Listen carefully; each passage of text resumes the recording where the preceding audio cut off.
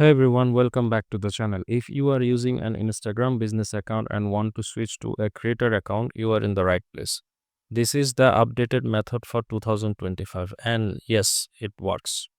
Let's jump right into it. First, open the Instagram app on your mobile device. Next, tap on the three-line menu icon. You will find it at the top right corner of your profile. From the menu, go to Business Tools and Controls. Here you will see an option that says Switch to Creator Account.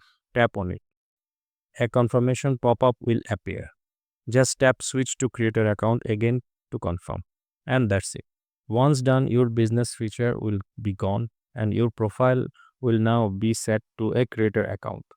You will now have access to creator specific tools, insights, and flexibility perfect for content creators, influencer, and artists. So that's how you can switch your Instagram account to your creator account. Quick and easy, right?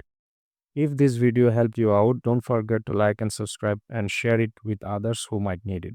Thanks for watching, and I will see you in the next one.